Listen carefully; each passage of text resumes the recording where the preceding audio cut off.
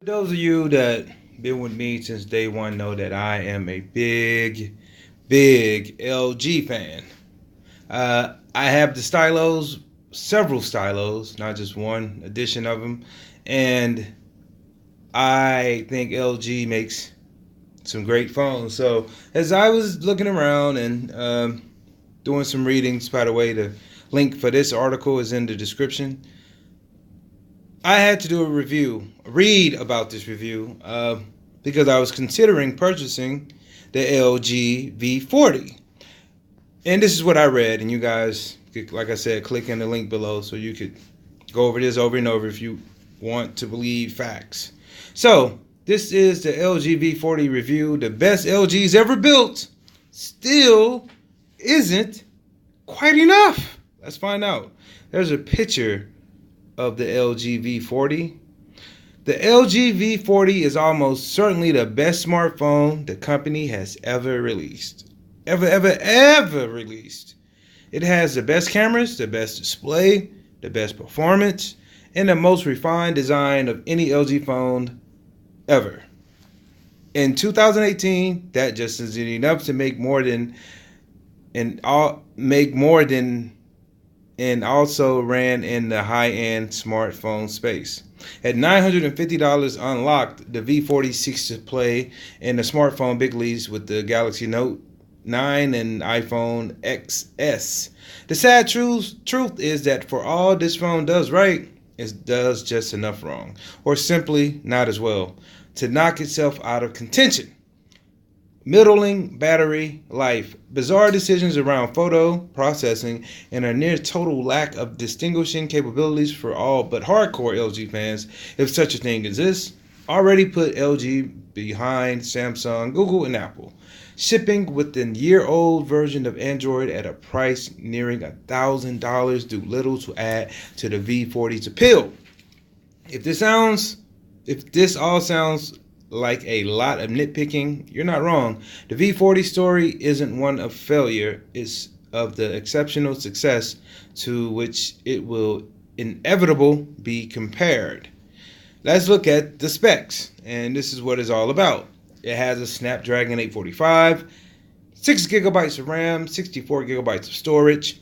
The display is a 6.4 OLED 3120 by 1440 537 ppi. The battery is 33 milliamps. Look at the cameras, 12, 16, and another 12. That's a triple rear cameras. The front is 8 megapixel and a 5 megapixel dual and standard. Yes, it does have a headphone jack, and it rolls out 8.1 Android. The colors, the measurements, as you can see, we already know it's 6.4 screen, so you can do the dimensions on your own. The colors are black and blue, is IP68. Charging, you have the quick charge 3.0 and wireless charging. It's on AT&T, T-Mobile, Sprint, Verizon, and US Cellular in the US.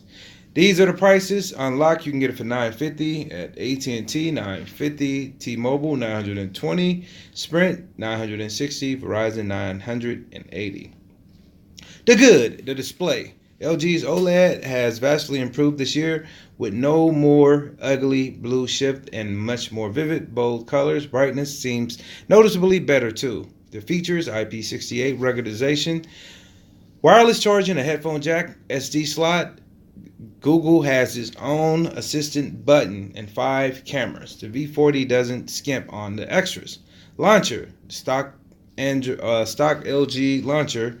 Once you switch it on to the App Store enabled mode, it's surprisingly good.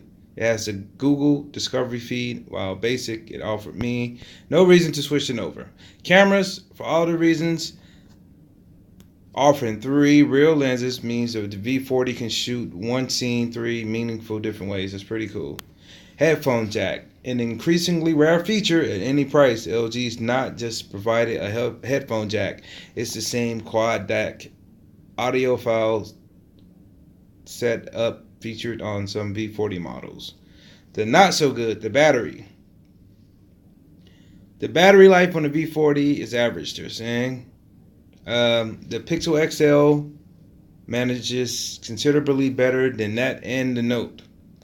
The Oreo, that's nearly $1,000 phone, ships with Android 8.0, and LG won't commit to a timeline for Pi other than say soon. Cameras, LG's photo processing looks so ridiculously fake. Lead artistic effects is Instagram and Snapseed. LG. The pricing, the LG 40 costs basically as much as a Galaxy Note 9, but offers half the storage, an inferior display, cameras, and battery life. So yeah, like left asking why buy the V40 at all. Your guess is as good as mine. Let's talk about the design, hardware, and what's in the box. The V40 is in many ways quite similar to the V30 that preceded it, but this year's phone feels sleeker, more refined, and just generally nicer. I can't say what that comes down to, but the V40 is a nice phone. It has the Gorilla Glass 5, so hopefully that all-glass body would at least resist impact relatively well. Fingerprint scanner, just like on the G7, is on the back. The V40 speakers fire out of the earpiece in the bottom of the phone. And you have that quad DAC headphone jack. The new and improved OLED display is a generational leap over last year's panel, much to everyone's relief, while not quite on the level of Samsung's latest displays for brightness and viewing angles.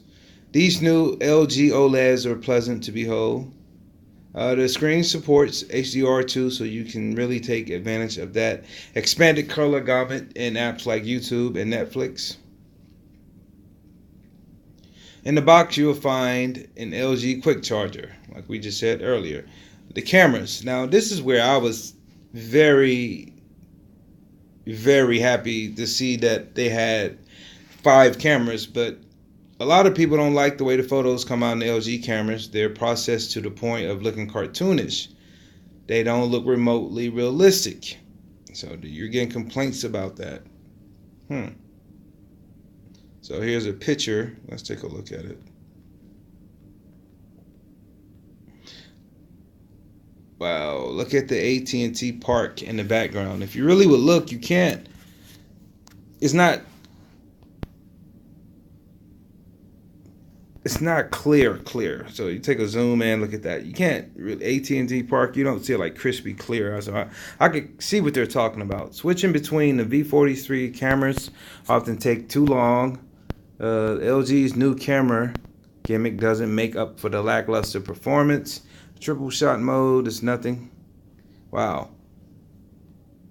And you can see some pictures here. They're saying the feature is as pointless as it is bad to use. You look closely. There's a little small difference in each 3 angles. You can see the angles because the bridge look actually closer in this picture to the right than it does in the middle, and you can tell by the saturation, and the watercolors look different in all 3 pictures. Small detail difference, but the same scene shot with all 3 camera results in different white balance and color profiles. So should you buy it?